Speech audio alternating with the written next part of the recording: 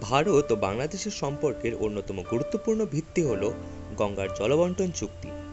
কিন্তু এবার সেই চুক্তির ভবিষ্যৎ নিয়েই তৈরি হয়েছে বড় একটা প্রশ্ন। আগামী 12ই ডিসেম্বর শেষ হচ্ছে 1996 সালের ঐতিহাসিক গঙ্গা জল চুক্তির মেয়াদ। অথচ এখনো পর্যন্ত দুই দেশের মধ্যে আনুষ্ঠানিকভাবে এই চুক্তি নবীকরণ নিয়ে কোনো আলোচনাই শুরু হয়নি। স্বভাবতই বাংলাদেশ দ্রুত এই চুক্তির নবীকরণের পক্ষে সওয়াল করেছে, কিন্তু দিল্লির তরফ থেকে এখনো পর্যন্ত এই নিয়ে তাদের অবস্থানের বিষয়ে কিছু জানানোই হয়নি।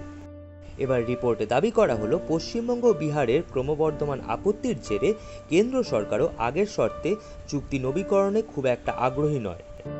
কিন্তু কেন, কি এমন বদলে গেছে এই 30 বছরে?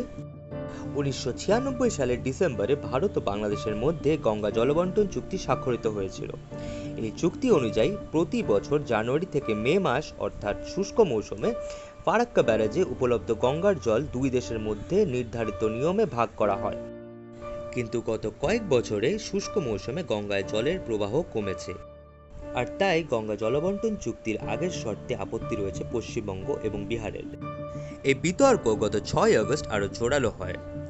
জনতা দল ইউনাইটেডের কার্যকরী সভাপতি তথা সাংসদ সঞ্জয় ঝা রাজ্যসভায় বিশেষ উল্লেখের মাধ্যমে দাবি করেন গঙ্গা জলবন্টন চুক্তি যাতে নবীকরণ না হয়।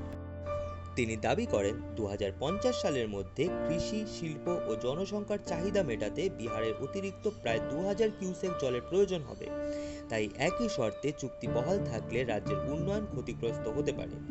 এমনকি তিনি স্পষ্ট জানিয়ে দেন, যদি বর্তমান কাঠামোতেই চুক্তি নবীকরণ করা হয় তাহলে জেডিইউ তার বিরোধিতা করবে। অন্যদিকে স্বভাবতই বাংলাদেশের অবস্থান এই ক্ষেত্রে একেবারেই আলাদা।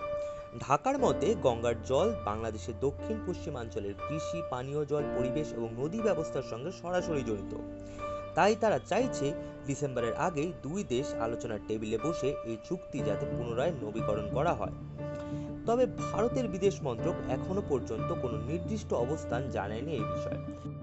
এখন এই ক্ষেত্রে সবচেয়ে বড় প্রশ্ন হলো, ভারত কি আগের শর্তেই গঙ্গা জলচুক্তি নবীকরণ করবে, নাকি পশ্চিমবঙ্গ বিহারের দাবি মাথায় রেখে নতুন কোনো ফর্মুলা নিয়ে আলোচনায় বসবে ঢাকার সঙ্গে?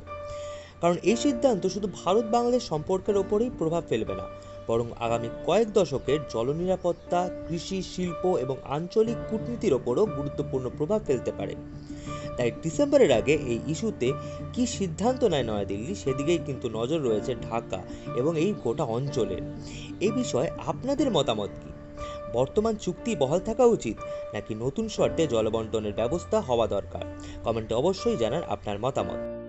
ভিডিওটি ভালো লেগে থাকলে লাইক এবং শেয়ার করবেন, এবং জাতীয় নিরাপত্তা, কূটনীতি ও ভূ রাজনীতির এমন নির্ভরযোগ্য বিশ্লেষণমূলক ভিডিও দেখতে আমার চ্যানেলটি প্লিজ সাবস্ক্রাইব করবেন। ধন্যবাদ।